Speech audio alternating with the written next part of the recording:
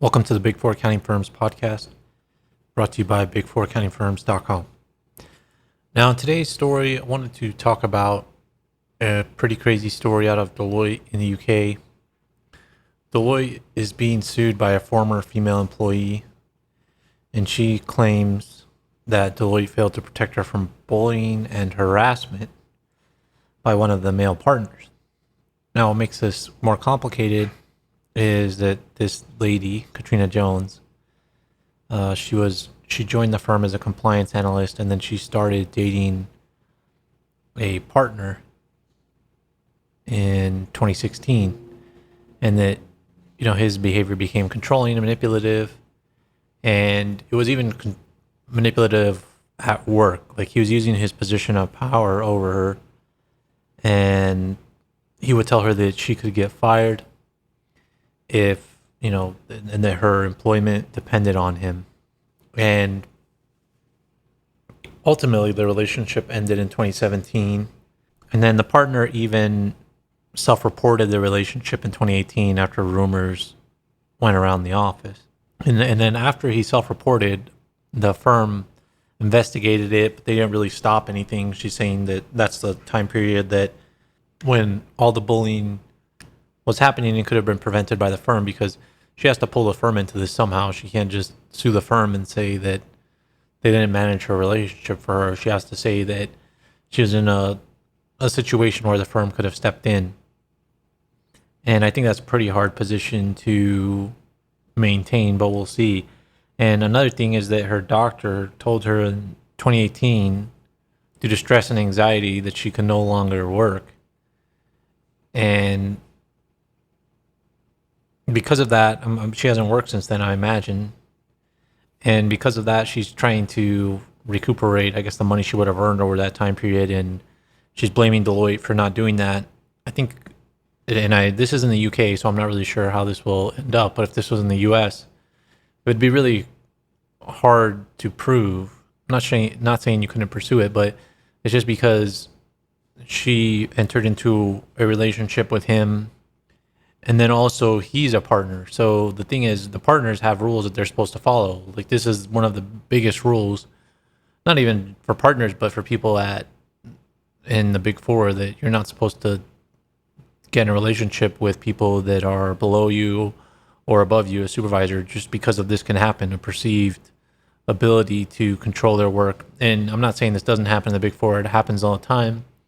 I'm sure it happens way less now that COVID's around and people are working from home. So I think that's another good thing, and that's a reason why this probably doesn't happen as much. But we're seeing a lot of these lawsuits come through because of these lawsuits take years to come to fruition. But I think it's tough for these people to win, because it's like, what did you want? What measure would the firm have done other than fire a partner? But it would take, and I think that's probably the right answer. And he ultimately did end up leaving the firm, but I think it's hard for the firm to get involved unless the partner involved uses firm technology to pursue this person and to bully them and uses their position. But that's going to have to, there's going to have to be a lot of evidence of that, and evidence that the firm knew, or, it's going to have to be aligned with their policies. It can't be just blame Deloitte because he worked at Deloitte. They both worked at Deloitte, and they both engaged in this relationship. And then, the other thing too is that she lived with him for a period of time. So I think that's going to make it even harder for this thing to succeed. But I think this is going to become a lot less common than it used to be, because people aren't in the office as much. They don't go to happy hours as much, and I think that's where this type of stuff used to happen. But I think there's a reason that the Big Four have that rule, because this happens a lot, and then people get in this relationship, and it's not just the Big Four, it's other companies too, because this is very common. People not only using their positions to bully people, but also using it to get into relationships because they have power, and they can use that in ways, but in various bad ways, to influence the people beneath them. But in this case, it impacted a a young lady enough to where she doesn't want to work anymore. And I think is highly possible in the big four accounting firms. I don't even think you have to be in a relationship with a partner for not wanting to work anymore, because partners will mess with you. Partners do use this a lot. I mean, there's even cases from last year where the KPMG CEO in the UK had to step down because it wasn't necessarily, I wouldn't say bullying, but he was very disrespectful to his employees. There was an HR partner at Deloitte that had to step down because telling people they needed to work more. I mean, this is very common.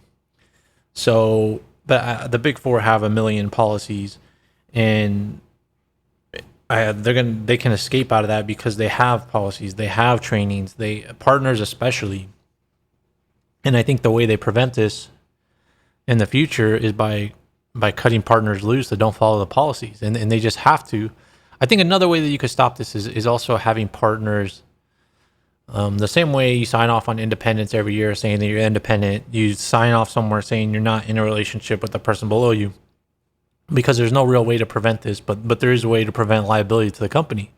And for people to take ownership is if they attest that they're not actually dating somebody below them, because then I think that would make people think about it and actually show them their responsibilities on themselves, and that they can't go around just sneaking under the radar thinking that they can just bully their employees and they're getting away with something. It puts liability onto them. But otherwise, I think this is hard to enforce.